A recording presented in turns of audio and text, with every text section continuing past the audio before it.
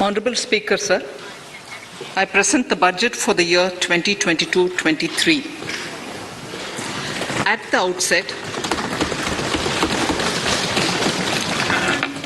the outset, sir, I want to take a moment to express my empathy for those who had to bear adverse health and economic effects of the pandemic. The overall sharp rebound and recovery of the economy is reflective of our country's strong resilience. India's economic growth in the current year is estimated to be 9.2%, highest among all large economies. I recognize we are in the midst of an Omicron wave with high incidence but milder symptoms. Further, the speed and coverage of our vaccination campaign has helped greatly. With an accelerated improvement of health infrastructure in the past 2 years, we are in a strong position to withstand challenges. I am confident that with Sabka Prayas, we will continue our journey with strong growth. Honorable Speaker, we are marking Azadi Ka Amrit Mahotsav and have entered into Amrit Kal, the 25-year-long lead-up to India at 100. Honorable Prime Minister, in his Independence Day address, had set out the vision for India at 100. By achieving certain goals during Amrit Kal, our government aims to attain this vision. They are complementing the macroeconomic level growth focus with a microeconomic level all-inclusive welfare focus, promoting digital economy and fintech, technology-enabled development, energy transition, and climate action, and relying on virtuous cycles starting from private investment with public capital investment, helping to crowd in private investment. Since 2014, our government's focus has been on empowerment of citizens, especially the poor and the marginalized. Measures have included programs that have provided housing, electricity, cooking gas, and access to water. We also have programs for ensuring financial inclusion and direct benefit transfers. We are committed to strengthening the abilities of the poor to tap all opportunities. Our government constantly strives to provide the necessary ecosystem for the middle classes, a vast and wide section which is populated across various middle income brackets, to make use of the opportunities they so desire. This budget seeks to lay the foundation and give a blueprint to steer the economy over Amrit Kal of the next 25 years, from India at 75 to India at 100. It continues to build on the vision drawn in the budget of 21-22. Its fundamental tenets, which included transparency of financial statement and fiscal position, reflect the government's intent, strengths, and challenges. This continues to guide us. The initiatives of the last year's budget have seen significant progress and have been provided with adequate allocations in this budget as well. The strengthening of health infrastructure, speedy implementation of the vaccination program, and the nationwide resilient response to the current wave of the pandemic are evident for all. The productivity-linked incentive in 14 sectors for achieving the vision of Atmanirbhar Bharat has received excellent response, with potential to create 60 lakh new jobs and an additional production of 30 lakh crore during next 5 years. Towards implementation of the new public sector enterprise policy, the strategic transfer of ownership of Air India has been completed. The strategic partner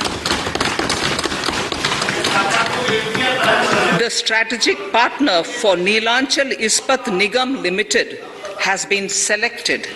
The public issue of the LIC is expected shortly. Others too are in the process for 2022-23. there is The no National Bank आपको for पर्याप्त मौका पर्याप्त अवसर मिलेगा, बेटे बेटे टिप्पणी मत कीजिए. the National Bank for Infrastructure Development and National Asset Reconstruction Company have commenced their activities. Honorable Speaker, sir, Budget 2021-22 had provided a sharp increase in provision for public investment or capital expenditure. Throughout the year, with the Honorable Prime Minister guiding the implementation, our economic recovery is continuing to benefit from the multiplier effect. This budget continues to provide impetus for growth. It lays a parallel track of 1. A blueprint for the Amrit Kal, which is futuristic and inclusive. This will directly benefit our youth, women, farmers, the scheduled castes and the scheduled tribes. And number 2, big public investment. Number 2, big public investment for modern infrastructure, readying for India at 100. This shall be guided by PM Gati Shakti and be benefited by the synergy of multimodal approach. Moving forward on this parallel track, we lay the following 4 priorities: PM Gati Shakti, inclusive development, productivity enhancement and investment, sunrise opportunities, energy transition, and climate action, and 4, financing of investments.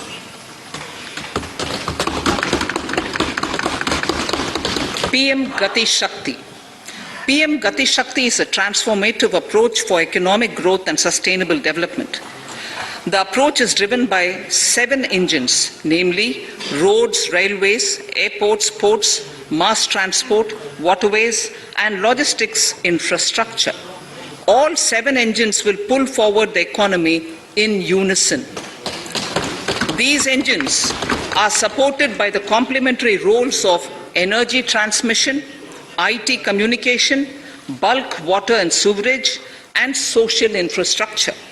Finally, the approach is powered by clean energy and Sabka Prayas. The efforts of the central government, the state governments, and the private sector together, leading to a huge job and entrepreneurial opportunities for all, especially the youth.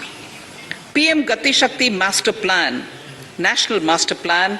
The scope of PM Gati Shakti National Master Plan will encompass the 7 engines for economic transformation, seamless multimodal connectivity, and logistics efficiency.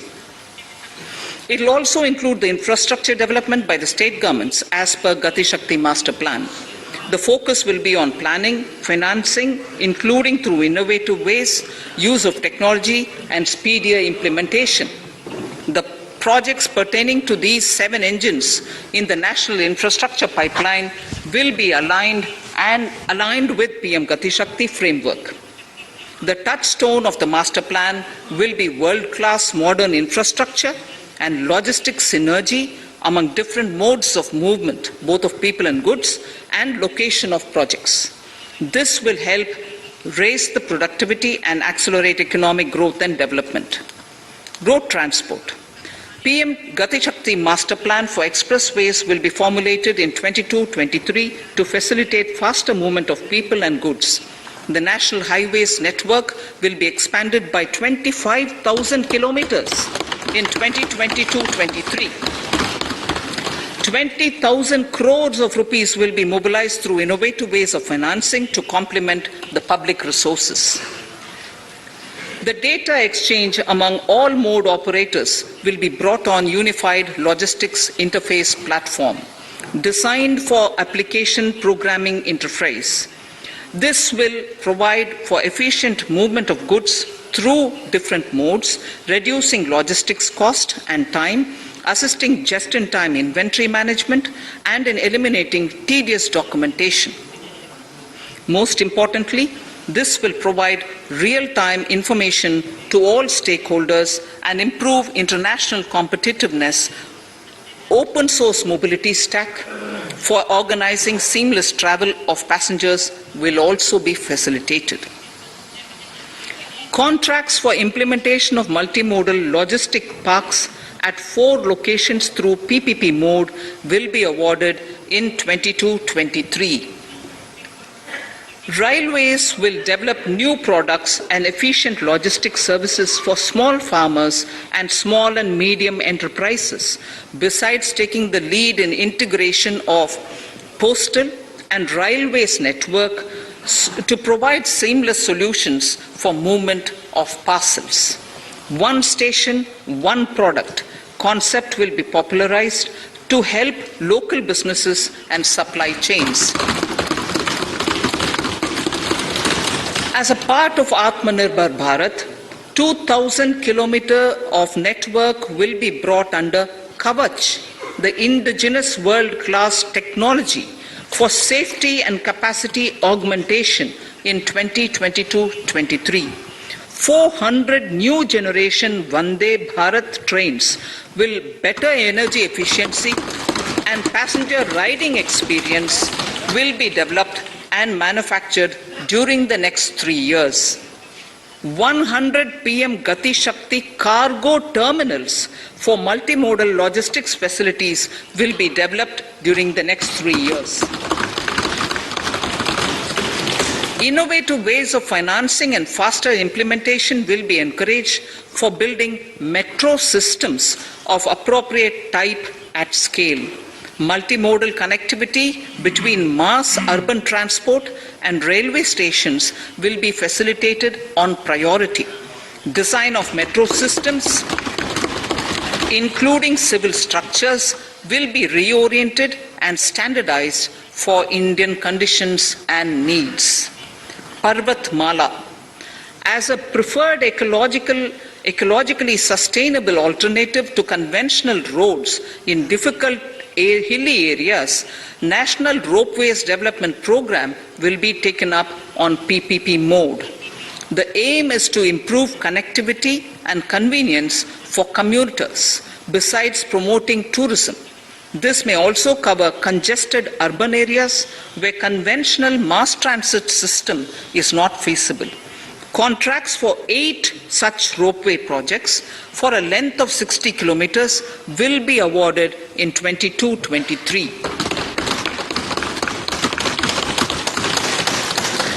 With technical support from the Capacity Building Commission, central ministries, state governments, and their infra agencies will have their skills upgraded.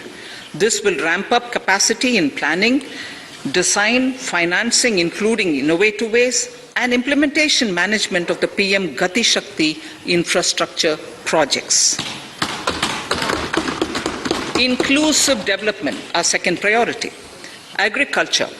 The procurement of wheat in Rabi 21-22 and the estimated procurement of paddy in Kharif 21-22 will cover 1,208 lakh metric tons of wheat and paddy from 163 lakh farmers, and 2.37 lakh crores will be the direct payment of MSP value to their accounts. Chemical-free natural farming will be promoted throughout the country with a focus on farmers' lands in 5-kilometer wide corridors along the river Ganga at the first stage. 2023 has been announced as the International Year of Millets. Support will be provided for post-harvest value addition, enhancing domestic consumption, and for branding millet products nationally and internationally. To reduce our dependence on import of oil seeds, a rationalized and comprehensive scheme to increase domestic production of oil seeds will be implemented.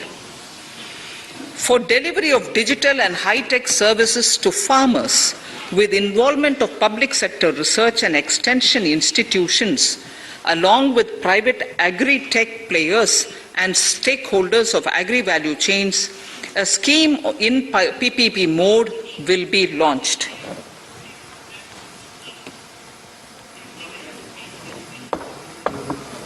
Use of Kisan drones will be promoted for crop assessment, digitization of land records, spraying of insecticides and nutrients.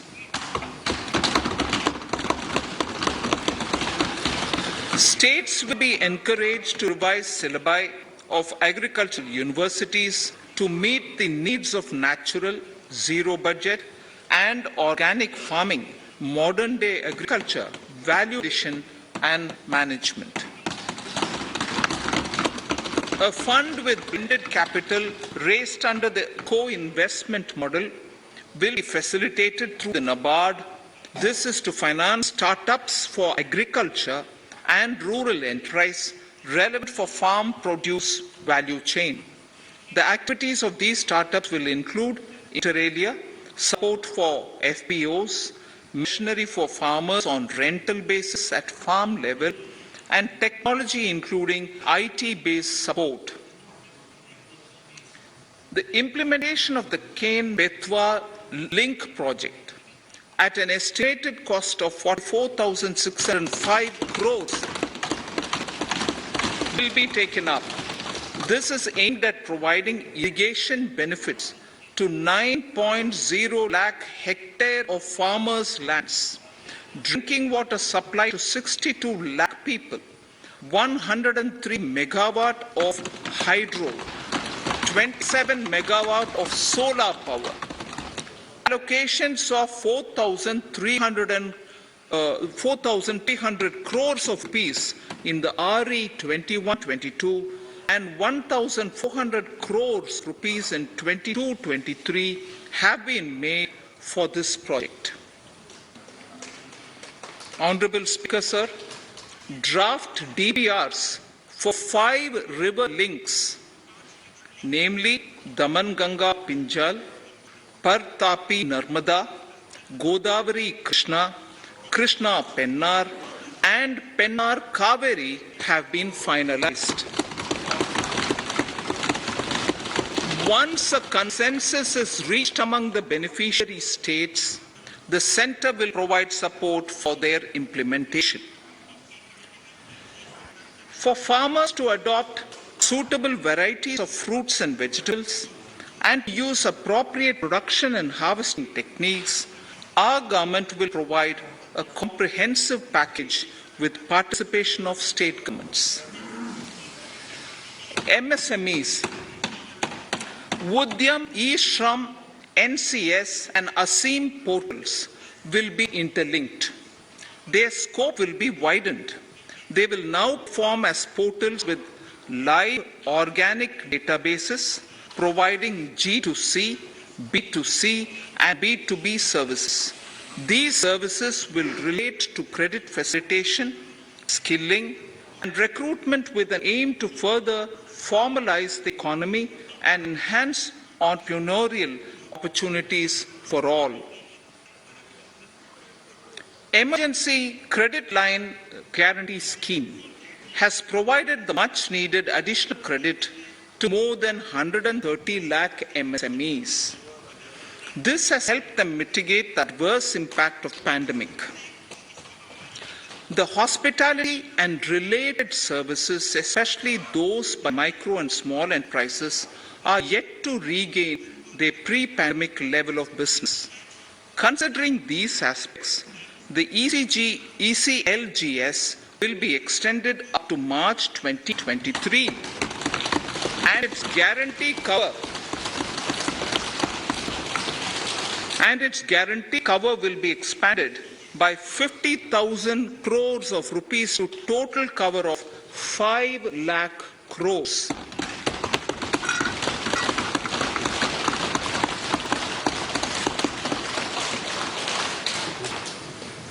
With the additional amount being earmarked exclusively for the hospitality and related sectors. Credit Guarantee Trust for Micro and Small Enterprises, CGTMSE, Scheme will be revamped with required infusion of funds. This will facilitate additional credit of 2 lakh crore for micro and small enterprises and expand employment opportunities.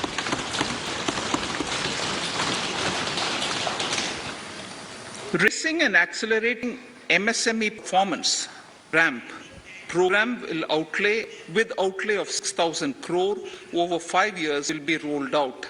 This will help MSME sector become more resilient, competitive and efficient.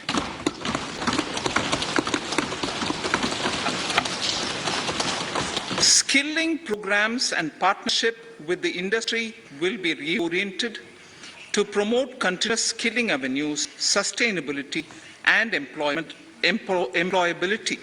The National Skill Qualification Framework will be aligned with dynamic industry needs. Digital ecosystem for skilling and livelihood, the Desh Stack e-portal, will be launched. This aims to empower citizens to skill, reskill or upskill through online training. It will also provide API-based trusted skill credentials, payment and discovery layers to find relevant jobs and entrepreneurial opportunities. Startups will be promoted to facilitate Drone Shakti through varied applications and for drone as a service. In select ITIs in all states, the required courses for skilling will be started. Due to the pandemic-induced closure of schools, our children, particularly in the rural areas and those from scheduled castes and scheduled tribes and other weak sections, have lost almost 2 years of formal education. Mostly, these are children in government schools. We recognize the need to impart supplementary teaching and to build a resilient mechanism for education delivery. For this purpose, One Class, One TV channel program of PM E-Vidya will be expanded from 12 to 200 TV channels. This will enable all states to provide supplementary education in regional languages for classes 1 to 12.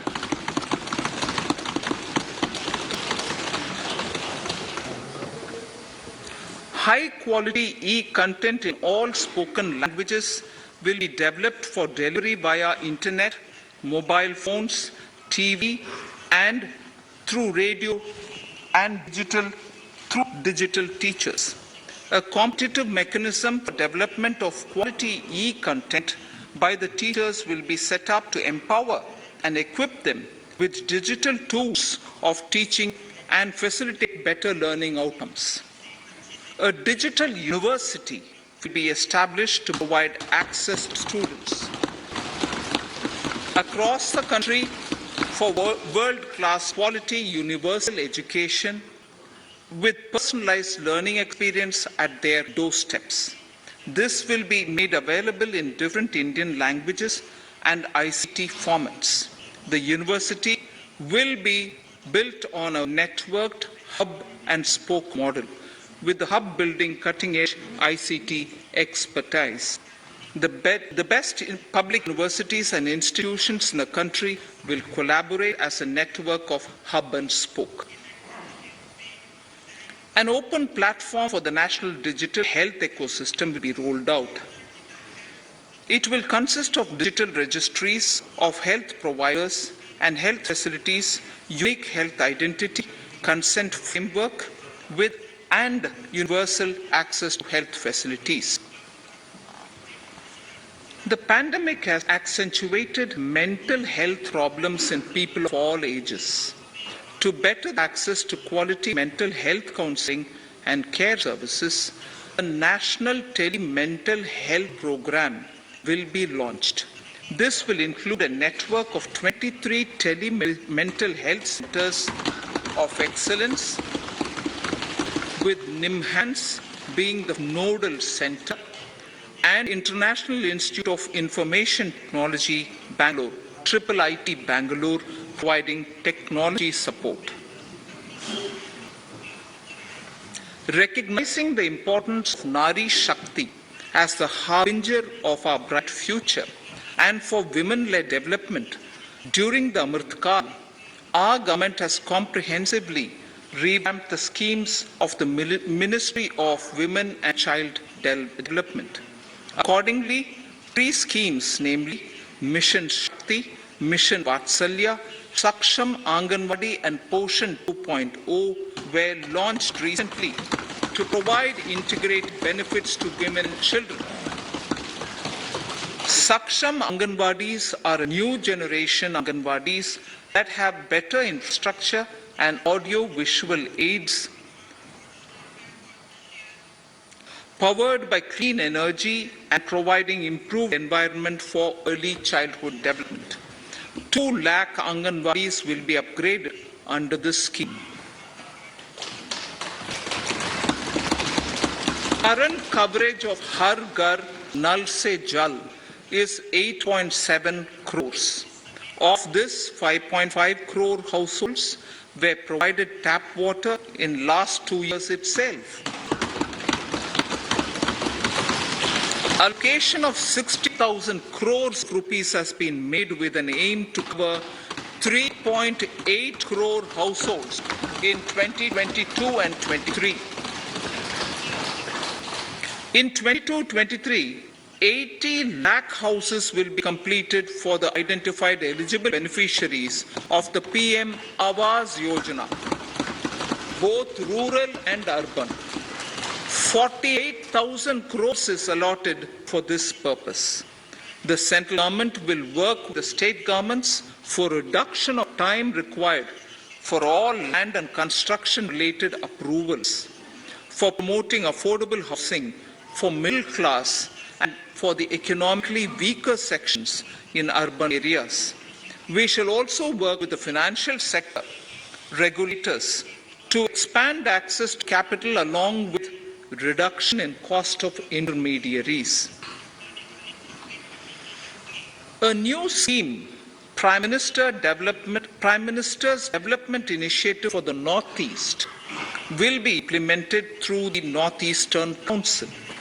It will fund infrastructure in the spirit of PM Gati Shakti and social development projects based on felt needs of the Northeast. This will enable livelihood activities for youth and women, filling the gaps in various sectors. It will not be a substitute for existing central or state schemes. While the central ministries may also post their candidate projects, priority will be given to those posted by the states. An initial allocation of 1,500 crores of rupees will be made, and the initial list of projects is given in Annex 1 of my speech. Our vision to improve the quality of life of citizens in the most backward districts of the country through aspirational district program has been translated into reality in a very short span of time. 95% of those 112 districts have made significant progress in key sectors such as health, nutrition, financial inclusion, and basic infrastructure. They have surpassed even some of the state average values.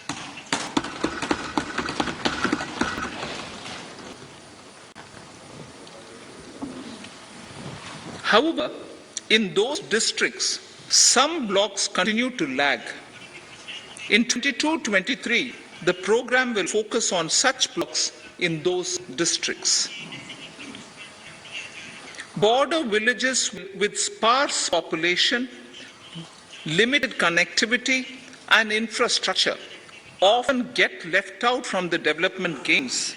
Such villages on the northern border will be covered under a new Vibrant Villages program.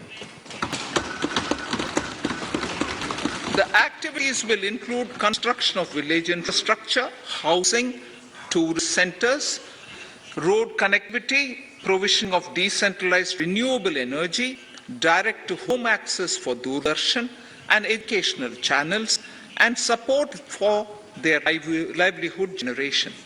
Additional funding for these activities will be provided. Existing schemes will be converged. We will define their outcomes and monitor them on a constant basis.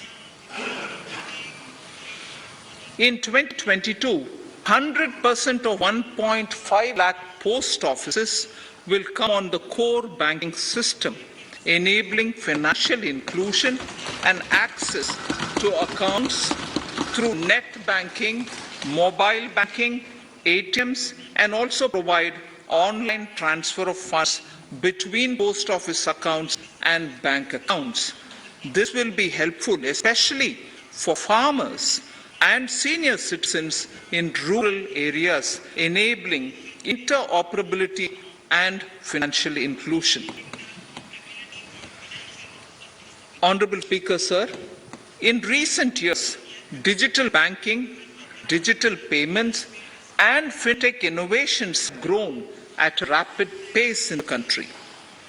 Government is continuously encouraging these sectors to ensure that the benefits of digital banking reach every nook and corner of the country in a consumer-friendly manner.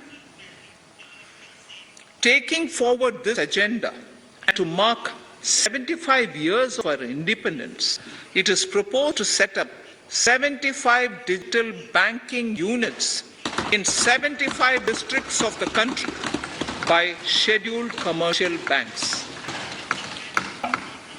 The financial support for digital payment ecosystem announced in the previous budget will continue in 22-23 as well. This will encourage further adoption of digital payments. There will also be a focus to promote use of payment platforms that are economical and user-friendly. Sir, I move to the next priority. In recent years, over 25,000 compliances were reduced and nearly 1,500 union laws were repealed. This is the result of our government's strong commitment for minimum government and maximum governance. 1,486 union laws were repealed. Our trust in the public and ease of doing business is what is highlighted here, sir. For the Amrit Kaal, the next phase of ease of doing business 2.0 and ease of living will be launched. In our endeavor to improve productive efficiency of capital and human resources, we will follow the idea of trust-based governance. The new phase will be guided by an active involvement of the states, digitization of manual processes and interventions, integration of the central and state level systems through IT bridges, a single point access for all citizen-centric services, and standardization and removal of overlapping compliances. Crowdsourcing of suggestions and ground-level assessment of the impact with active involvement of citizens and businesses will be encouraged. A single window portal, Parivesh, for all green clearances was launched in 2018. It has been instrumental in reducing the time required for approvals significantly. The scope of this portal will be expanded to provide information to the applicants based on location of units. Information about specific approvals will be provided. It will enable application for all 4 approvals through a single form and tracking of the process through Centralized Processing Center Green, CPC Green. E-passports. The issuance of e-passports using embedded chip and futuristic technology will be rolled out in 22-23 to enhance the convenience for the citizens in their overseas travel.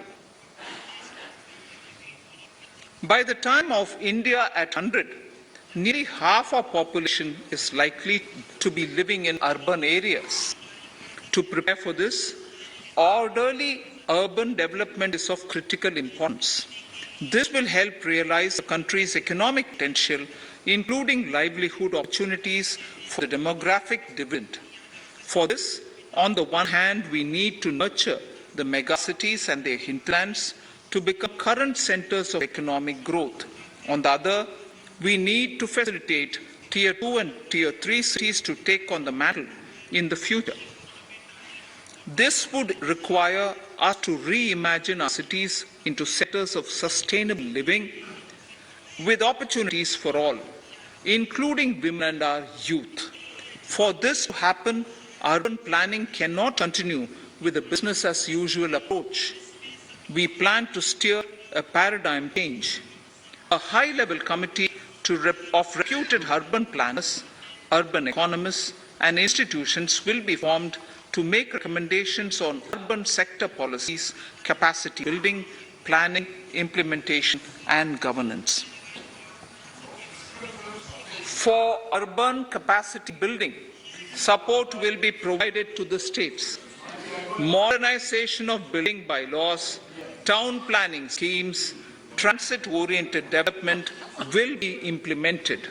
This will facilitate reforms for people to live and work close to the mass transit systems.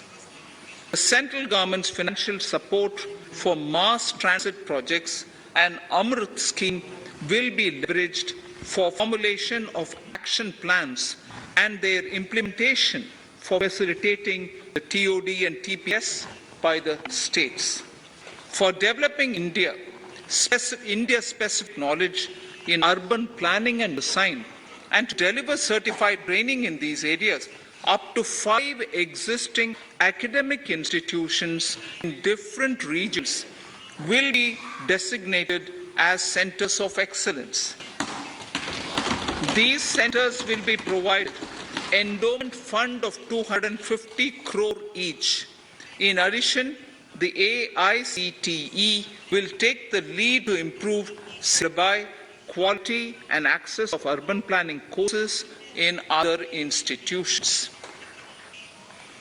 We will promote a shift to use of public transport in urban areas.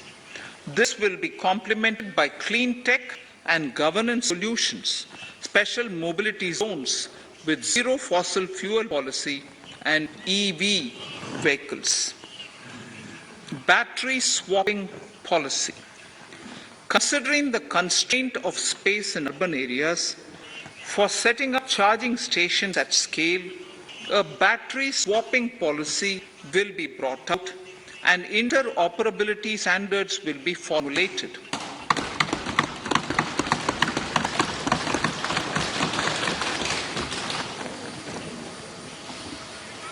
The private sector will be encouraged to develop sustainable and innovative business models for battery or energy as a service. This will improve efficiency in the EV ecosystem. Efficient use of land resources is a strong imperative. States will be encouraged to adopt unique land parcel identification number to facilitate IT-based management of records. The facility for transliteration of land records across any of the Schedule 8 languages will also be rolled out. The adoption of linkage with the National Generic Document Registration System, NGDRS, with the One Nation, One Registration software will be promoted as an option for uniform process of registration and anywhere registration of deeds and documents. Necessary amendments in the code IBC will be carried out to enhance the efficiency of the resolution process and facilitate cross-border insolvency resolution. Accelerated corporate exit. Several IT-based systems have been established for accelerated registration of new companies. Now the Center for Processing Accelerated Corporate Exit (CPACE) will process re-engineering, will be established to facilitate and speed up the voluntary winding up of these companies from the currently required 2 years to less than 6 months. Government procurement. Government rules have recently been modernized for the needs of Amritkal. The new rules have benefited from the inputs from various stakeholders. The modernized rules allow use of transparent quality criteria besides cost and evaluation of complex tenders. Provisions have been made for payment of 75% of running bills mandatorily within 10 days and for encouraging settlements of disputes through conciliation. As a further step to enhance transparency and to reduce delays in payments, a completely paperless, end-to-end online e-bill system will be launched for use by all central ministries for their procurements. The system will enable the suppliers and contractors to submit online their digitally signed bills and claims and track their status from anywhere. To reduce indirect cost for suppliers and work contractors, the use of surety bonds as a substitute for bank guarantee will be made acceptable in government procurements. Business such as gold imports may also find this useful. IRDAI, insurance regulator, has given the framework for issue of surety bonds by insurance companies. AVGC Promotion Task Force. The animation, visual effects, gaming and comic, the AVGC sector, offers immense potential to employ youth. An AVGC Promotion Task Force with all stakeholders will be set up to recommend ways to realize this and build domestic capacity for serving our markets and the global demand. Telecom sector. Telecommunications in general and 5G technology in particular can enable growth and offer job opportunities. Required spectrum auctions will be conducted in 2022 to facilitate rollout of 5G mobile services within 2022-23 by private telecom providers. For a scheme for design-led manufacturing will be launched to build a strong ecosystem for 5G as part of the production-linked incentive scheme. To enable affordable broadband and mobile service proliferation in rural and remote areas, 5% of annual collections under the Universal Service Obligation Fund will be allocated. This will provide and this will promote R&D and commercialization of technologies and solutions. Our vision is that all villages and their residents should have the same access to e-services, communication facilities, and digital resources as urban areas and their residents. The contracts for laying optical fiber in all villages, including remote areas, will be awarded under the BharatNet project through PPP in 22 and 23. Completion is expected in 2025. Measures will be taken to enable better and more efficient use of optical fiber. Export promotion.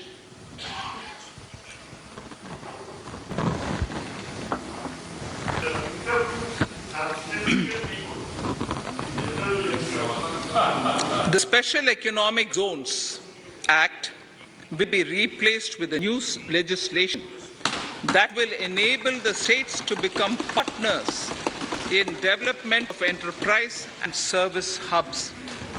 This will cover all large existing and new industrial enclaves to optimally utilize available infrastructure and enhance competitiveness of exports.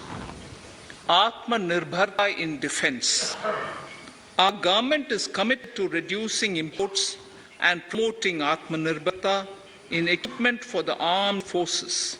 68% of the capital procurement budget will be earmarked for domestic industry in 22-23, up from 58% in 21-22. Defense R&D will be opened up for industry, startups and academia, with 25% of defense R&D budget earmarked.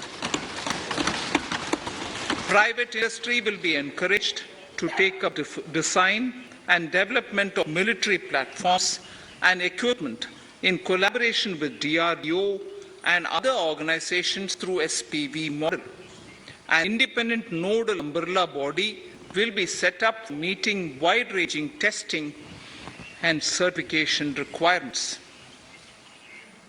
Artificial intelligence, geospatial systems and drones, semiconductor and its ecosystem, space economy, genomics and pharmaceuticals, green energy and clean mobility systems have immense potential to assist sustainable development at scale and modernize the country. They provide employment opportunity for our youth and make Indian industry more efficient and competitive. Supportive policies, light touch regulations, facilitative actions to build domestic capacities and promotion of research and development will guide the government's approach. For R&D in the sunrise opportunities, in addition to efforts of collaboration among academia, industry and public institutions, government contribution will be provided. Energy transition and climate change. The risks of climate change are the strongest negative externalities that affect India and other countries. As Honorable Prime Minister said at the COP26 summit in Glasgow last November, and I quote, "What is needed today is mindful and deliberate utilization instead of mindless, destructive consumption." Unquote. The low carbon development strategy, as enunciated in the Panchamrit that he announced is an important reflection of our government's strong commitment towards sustainable development. The strategy opens up huge employment opportunities and will take the country on a sustainable development path. This budget proposes several near-term and long-term actions accordingly. Solar power. To facilitate domestic manufacturing for the ambitious goal of 280 gigawatts of installed solar capacity by 2030, an additional allocation of 19,500 crores for PLI, production incentive, for manufacturing of high-efficiency modules with priority to fully integrate manufacturing units from polysilicon to solar PV modules will be made. Honorable Speaker, sir, the circular economy transition is expected to help in productivity enhancement as well as creating large opportunities for new businesses and jobs. The action plans for 10 sectors such as electronic waste, end-of-life vehicles, used oil waste, toxic and hazardous industrial waste are already ready. The focus will now be on addressing important cross-cutting issues of infrastructure, reverse logistics, technology upgradation, and integration with informal sector. This will be supported by active public policies covering regulations, extended producers' responsibilities, framework, and innovation facilities. 5 to 7% biomass pellets will be co-fired in thermal power plants, resulting in carbon dioxide savings of 38 MMT annually. This will also provide extra income to farmers and job opportunities to locals and help avoid stubble burning in agricultural fields. Saving energy is an important aspect of energy management. Hence, energy efficiency and savings measures will be promoted.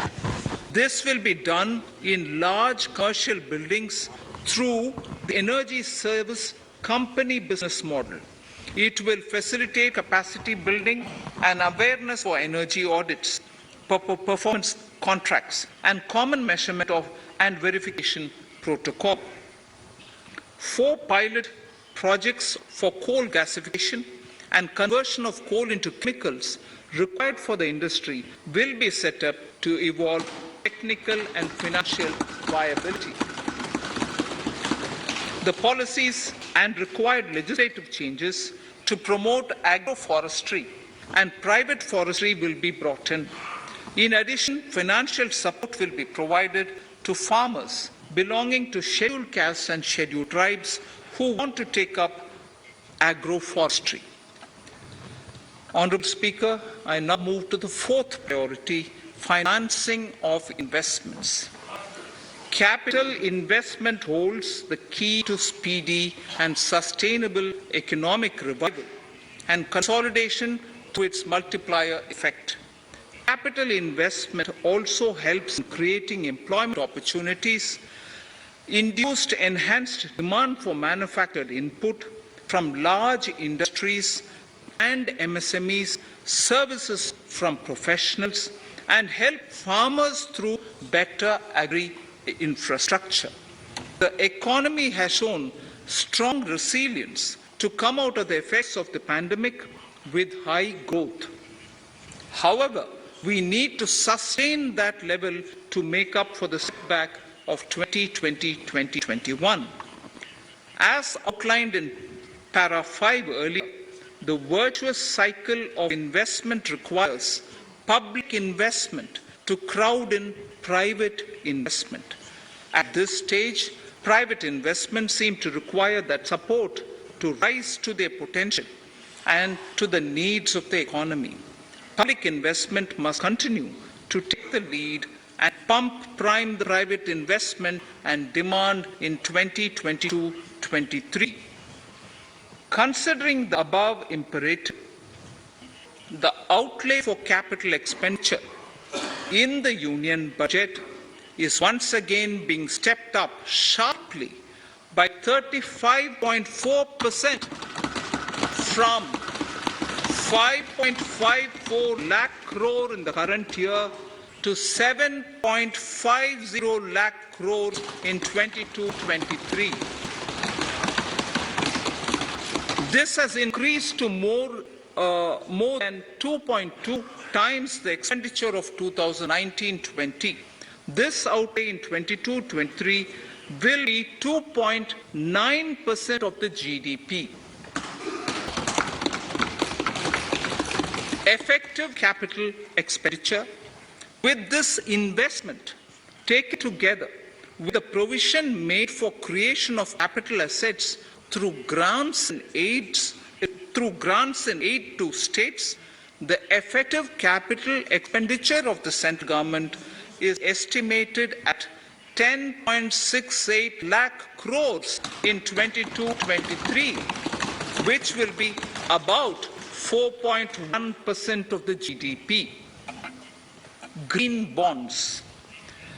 As a part of the government's overall market borrowings in 22-23, sovereign green bonds will be issued for mobilizing resources for green infrastructure. The proceeds will be deployed in public sector projects, which help in reducing the carbon intensity of the economy. Gift IFSC.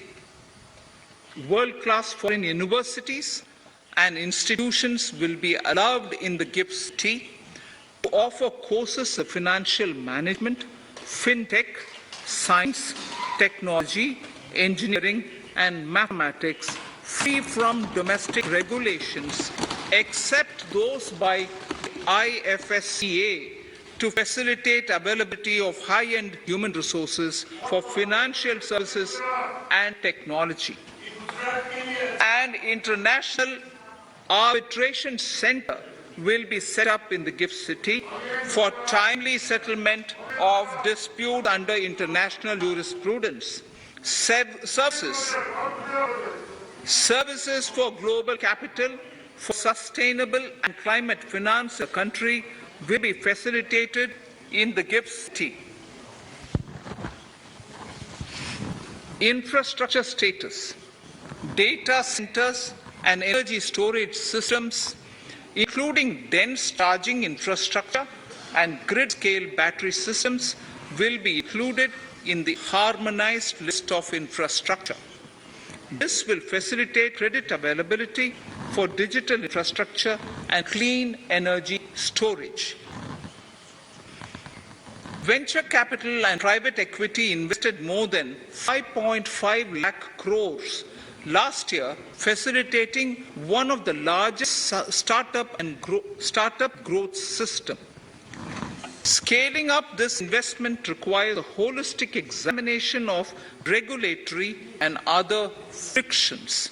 An expert committee will be set up to examine and suggest appropriate measures. Government-backed funds, NIIF and SIDBI, Fund of Funds, have provided scale capital, creating a multiplier effect.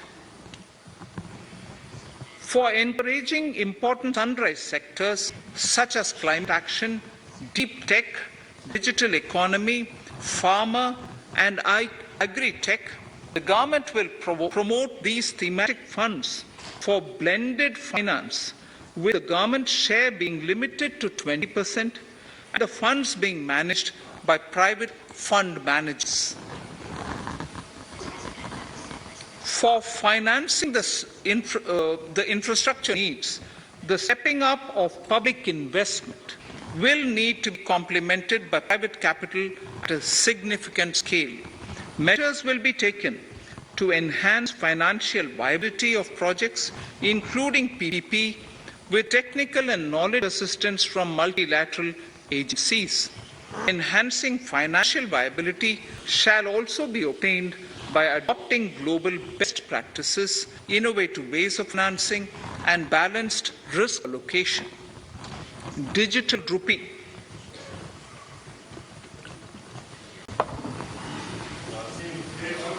Introduction of central bank digital currency will give a big boost to digital economy. Digital currency will also lead to a more efficient and cheaper currency management system. It is therefore proposed to introduce digital rupee using blockchain and other technologies to be issued by the Reserve Bank of India starting 2022 and 23. Financial assistance to states for capital investment. Reflecting the true spirit of cooperative federalism, the central government is committed to bolstering the hands of states in enhancing their capital investment towards creating productive assets and generating remunerative employment. The scheme for financial assistance to states for capital investment has been extremely well received by the states. In deference to the requests received during my meeting with the chief ministers and state finance ministers, the outlay for this scheme is being enhanced from 10,000 crores in the budget estimates to 15,000 crores in the revised estimates for the current year.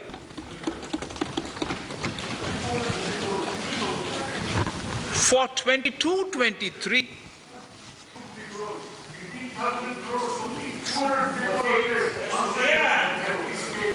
I'll repeat that sentence for the benefit of many of our honourable members.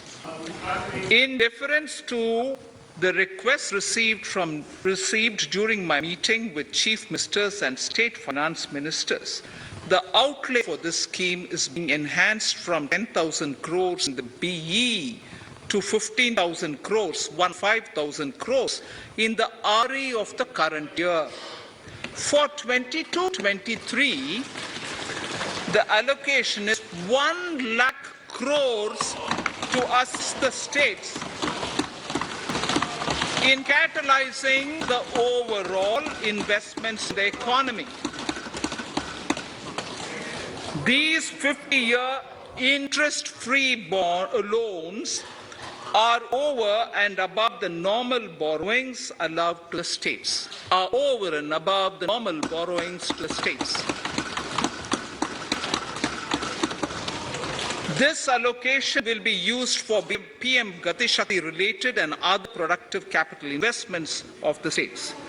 It will also include components for supplemental funding for priority segments of PM Gram Sadak Yojana, including support for the state share, digitization of the economy, including digital payments and completion of OFC network, and reforms related to building bylaws, town planning schemes, transit-oriented development, and transferable development rights.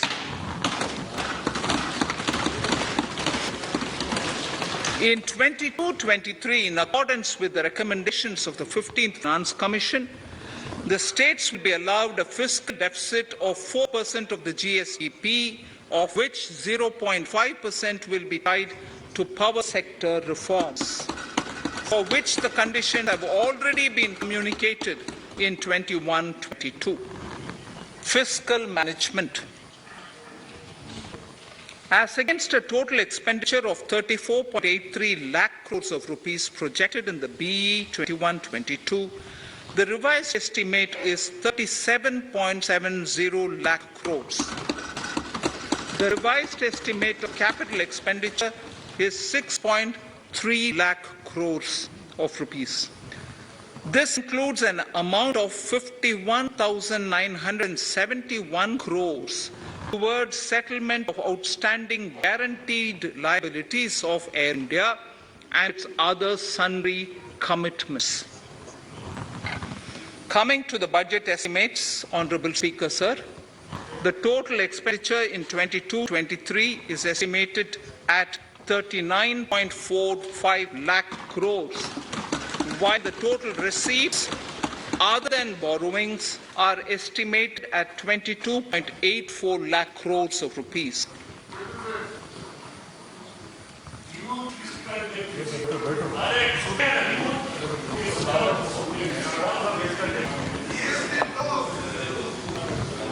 The revised fiscal deficit, Honourable Speaker, in the current year is estimated at 6.9% of the GDP, as against 6.8% projected in the budget estimates. The fiscal deficit is in 22-23 is estimated at 6.4% of the GDP, which is consistent with the broad path of fiscal consolidation announced by me last year to reach a fiscal deficit level below 4.5% by 25-26. While setting the fiscal deficit level in 22-23, I am conscious of the need to nurture growth through public investment to become stronger and sustainable. I will now move to part B of my speech.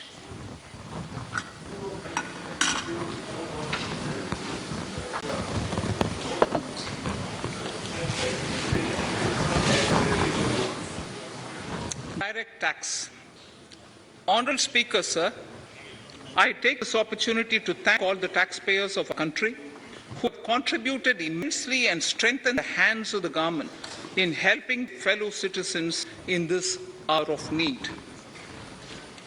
So I have brought in a little verse from the Mahabharata. I would spend more time reading because I would like the speech to get the enough time. However, the substance of it is the king must make arrangements for yoga kshema, which is the welfare of the populace, by way of abandoning any laxity and by governing the state in line with dharma, along with collecting taxes which are in consonance with dharma. This is Mahabharata Shanti Parva Adhyaya, Shloka 11 from 72. Drawing wisdom from our ancient texts, we continue on the path to progress. The proposals in this budget were continuing with our declared policy of stable and predictable tax regime, intend to bring more reforms that will take ahead our vision to establish a trustworthy tax regime. This will further simplify the tax system, promote voluntary compliance by taxpayers, and reduce litigation. Introducing new updated return. India is growing at an accelerated pace and people are undertaking multiple financial transactions. The Income Tax Department has established a robust framework of reporting of taxpayers' transactions. In this context, some taxpayers may realize that they have committed omissions or mistakes in correctly estimating their income for tax payment. To provide an opportunity to correct such errors, I am proposing a new provision permitting taxpayers to file an updated return on payment of additional tax. This updated return can be filed within 2 years from the end of the relevant assessment year.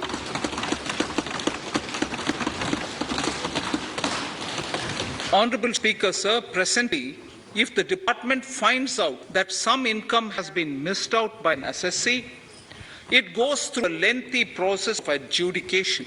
Instead, with this proposal now, there will be a trust repost in the taxpayers that will enable the assessee herself to declare the income that she may have missed out earlier while filing her return.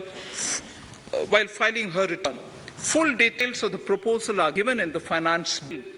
It is an affirmative step in the direction of voluntary compliance.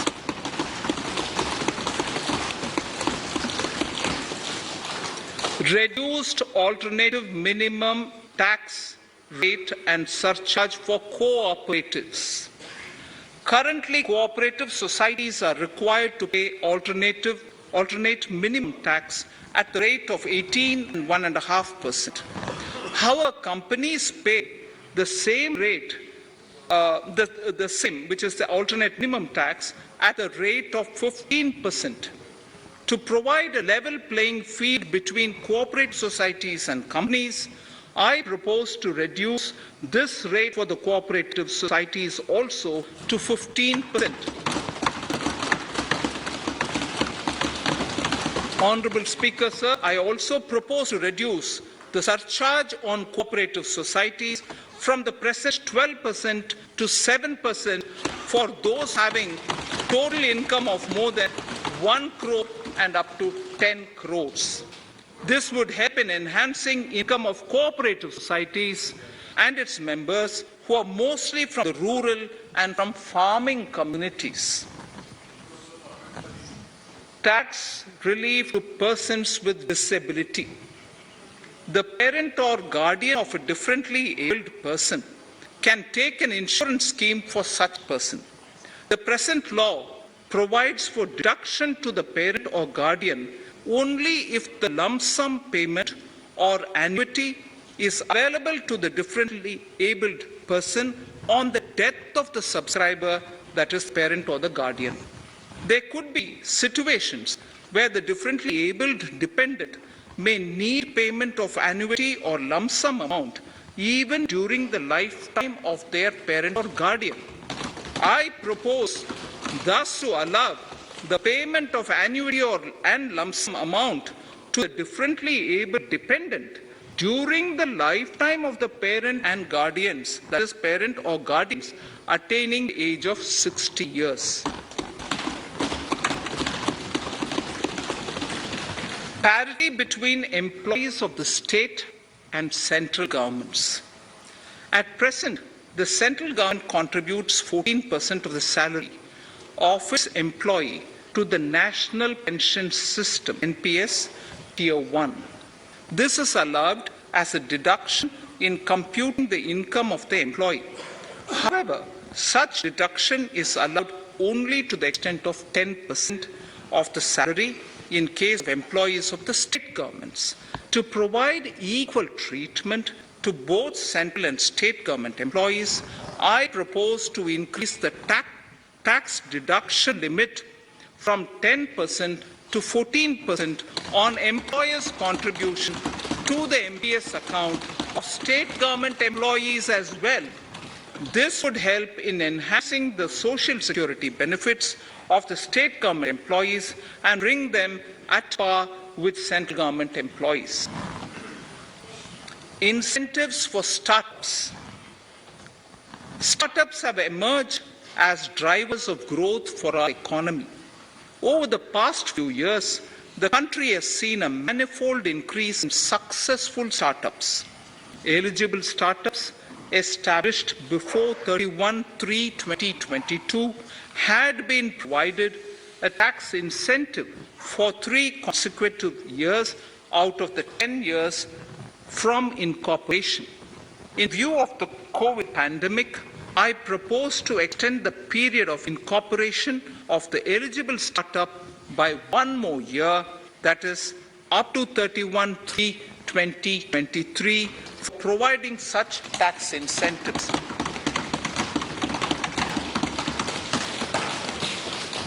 Incentives for newly incorporated manufacturing entities under concessional tax regime. In an effort to establish a global competitive business environment for certain domestic companies, a concessional tax regime of 15% was introduced by our government for newly incorporated domestic manufacturing companies. I propose to extend the last date for commencement of manufacturing or production under Section 115BAB by 1 more year, that is from 31st March 2023 to 31st March 2024.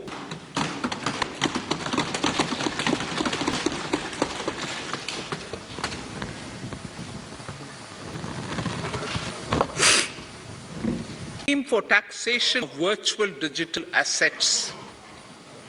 There has been a phenomenal increase in transaction in virtual digital assets. The magnitude and frequency of these transactions have made it imperative to provide for a specific tax regime.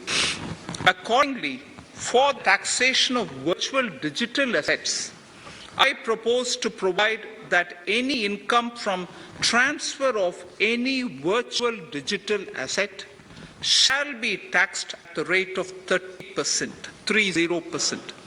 No deduction in respect of any expenditure or allowance shall be allowed while computing such income except cost of acquisition. Further, loss from transfer of virtual digital asset cannot be set off against any other income. Further, in order to capture the transaction details, I also propose to provide for TDS on payment made in relation to transfer virtual digital asset at the rate of 1% of such consideration above a monetary threshold. Gift of virtual digital asset is also proposed to be taxed in the hands of the recipient.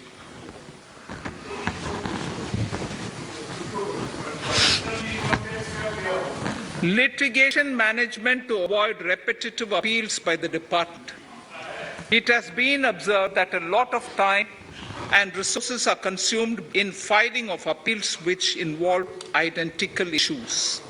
Taking forward our policy of sound litigation management, I propose to provide that if a question of law in the case of an assessee is identical to a question of law which is pending in the appeal before a jurisdictional high court or Supreme Court, in any case, the filing of further appeal in the case of this assessee by the department shall be deferred till such a question of law is decided by the jurisdictional high court or the Supreme Court.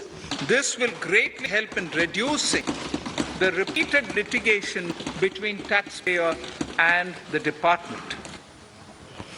Taking forward our efforts to further promote the IFSC, I hereby propose to provide that income of a non-resident from offshore derivative instruments or over-the-counter derivatives issued by an offshore banking unit, income from royalty and interest on account of lease of ship, and income received from portfolio management services in IFSC shall be exempt from tax subject to specified conditions. Rationalization of surcharge. In the globalized business world, there are several work contracts whose terms and conditions mandatorily require formation of a consortium. The members in the consortium are generally companies. In such cases, income of these AOPs has to suffer a graded surcharge up to 37%, which is a lot more than surcharge on the individual companies. Accordingly, I propose to cap the surcharge of these AOPs at 15%. Further, the long-term capital gains on listed equity shares, units, etc., are liable to maximum surcharge of 15%, while other long-term capital gains are subjected to a graded surcharge which goes up to 37%. I propose to cap the surcharge on long-term capital gains arising on transfer of any type of assets at 15%. This step will give a boost to startup community, and along with my proposal of the extended tax benefits to manufacturing companies and startups, reaffirms our commitment to Atmanirbhar Bharat. Clarification in relation to health and education cess as business expenditure. The income tax is not an allowable expenditure for computation of business income. This includes tax as well as surcharges. The health and education cess is imposed as an additional surcharge on the taxpayer for funding specific government welfare programs. However, some courts have allowed health and education cess as business expenditure, which is against the legislative intent.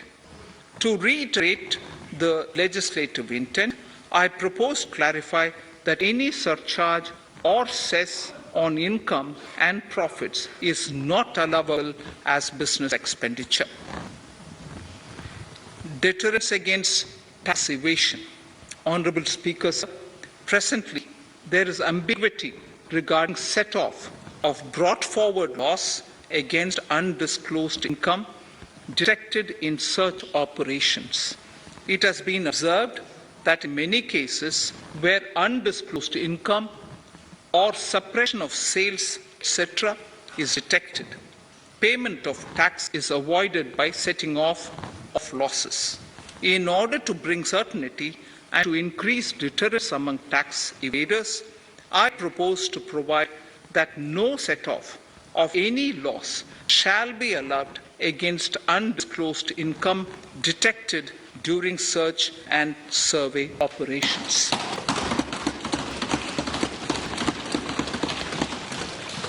It has been noticed that as a business promotion strategy, there is a tendency on businesses to pass on benefits to their agents. Such benefits are taxable in the hands of the agents. In order to track such transactions, I propose to provide for tax deduction by the person giving benefits if the aggregate value of such benefits exceeds 20,000 rupees during the financial year. A few other changes are being made, details of which are there in the finance bill.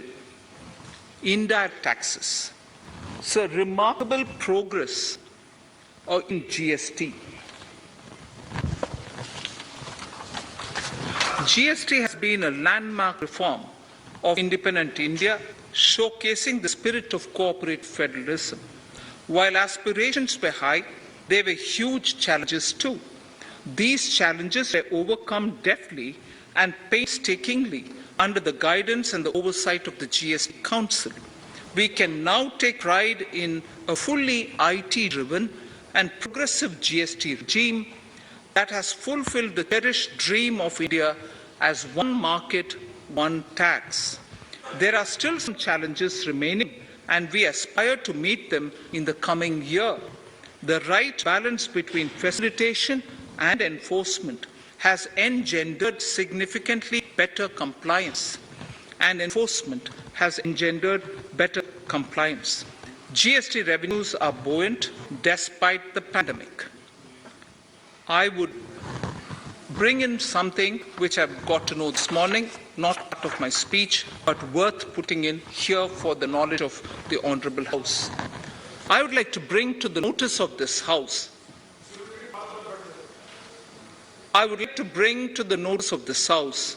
that the gross GST collections for the month of January 22 are rupees 1,40,986 crores, which is the highest since the inception of GST.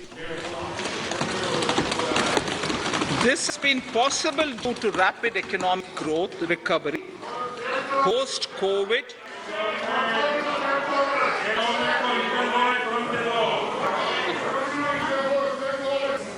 This has been possible due to the rapid economic recovery post-COVID, as well as various policy and administration undertaken by central and state tax administrations. Taxpayers deserve applause for this growth. Not only did they adapt to the changes, but enthusiastically contributed to the cost of paying taxes. Special economic zones. In part A of my speech, I have referred to the proposed reforms in SEZs. Alongside, we will also undertake reforms in customs administration of SEZs, and it shall henceforth be fully IT-driven and function on the customs national portal with a focus on higher facilitation and with only risk-based checks. This will ease doing business by SEZ units considerably. This reform shall be implemented by 30th September 2022. Customs reforms and duty rate changes. Customs administration has reinvented itself over the years through liberalized procedures and infusion of technology. Faceless customs has been fully established. During COVID-19 pandemic, customs formation have done exceptional frontline work against all odds, displaying agility and purpose. Customs reforms have played a very vital role in domestic capacity creation, providing level playing field to our MSMEs, easing the raw material supply side constraints, enhancing ease of doing business, and being an enabler to other policy initiatives such as PLI and waste manufacturing plants. My proposal on customs side are aligned to these objectives. Project imports and capital goods. National Capital Goods Policy 2016 aims at doubling the production of capital goods by 2025. This would create an employment opportunities and result in increased economic activity. However, several duty exemptions even extending to over 3 decades in some cases have been granted to capital goods for various sectors: power, fertilizer, textiles, leather footwear, food processing and fertilizers. These exemptions have hindered the growth of the domestic capital goods sector. Similarly, project import duty concessions have also deprived the local producers of a level playing field in areas like coal mining projects, power generation, transmission or distribution projects, railway and metro projects. Our experience suggests that reasonable tariffs are conducive to the growth of domestic industry and make India without significantly impacting the cost of essential imports.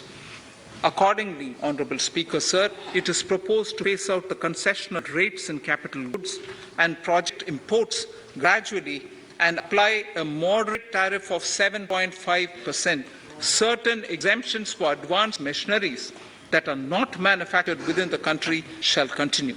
A few exemptions are being made are being introduced on inputs like specialized castings, ball screw, and linear motion guide to encourage domestic manufacturing of capital goods. In the last two budgets, we have rationalized several customs exemptions.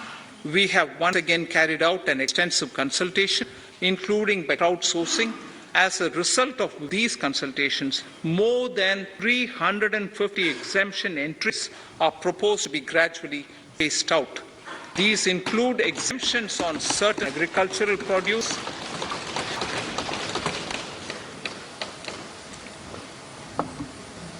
chemicals, fabrics, medical devices and drugs, and medicines for which sufficient domestic capacity exists. Further, as a simplification measure, several concessional rates are being incorporated in the customs tariff schedule itself instead of prescribing them through various notifications. This comprehensive review will simplify the customs rate and tariff structure, particularly for sectors like chemicals, textiles, and metals, and minimize disputes. Removal of exemption on items which are or can be manufactured in India and providing concessional duties on raw material that go into manufacturing of intermediate products will go many a step forward in achieving our objective of Make in India and Atmanirbhar Bharat. I shall now take up specific sector-specific proposals. Electronics. Electronic manufacturing has been growing rapidly. Customs duty rates are being calibrated to provide a graded rate structure to facilitate domestic manufacturing of wearable devices, hearable devices, and electronic smart meters. Duty concessions are being given to parts of transformer of mobile phone chargers and camera lens of mobile camera module and certain other such items. This will enable domestic manufacturing of high-growth electronic items. Gems and jewelry. To give a boost to the gems and jewelry sector, customs duty on cut and polished diamonds and gemstones is being reduced to 5%. Simply sawn diamond would attract nil customs duty. To facilitate export of jewelry through e-commerce, a simplified regulatory framework shall be implemented by June this year to disincentivize import of undervalued imitation jewelry. The customs duty on imitation jewelry is being prescribed in a manner that a duty of at least 400 rupees per kg is paid on its import. Chemicals. Customs duty on certain critical chemicals, namely methanol, acetic acid, and heavy feedstocks for petroleum refining, are being reduced, while duty is being raised on sodium cyanide, for which adequate capacity in the domestic arena exists. These changes will help in enhancing domestic value addition. MSMEs. Duty on umbrellas is being raised to 20%. Exemption to parts of umbrellas is being withdrawn. Exemption is also being rationalized on implements and tools for agricultural sector which are manufactured in India. Customs duty exemption given to steel scrap last year is being extended for another year to provide relief to MSME secondary steel producers. Certain anti-dumping and CVD on stainless steel and coated steel flat products, bars of alloy steel and high-speed steel are being revoked in larger public interest considering prevailing high prices of metals. To incentivize exports, exemptions are being provided on items such as embellishment, trimmings, fasteners, buttons, zipper, lining material, specified leather, furniture fittings, and packaging boxes that may be needed by bona fide exporters of handicrafts, textiles, leather garments, leather footwear, and other goods. Honourable Speakers, duty is being reduced on certain inputs required for shrimp aquaculture so as to promote its exports. Tariff measure to encourage blending of fuel.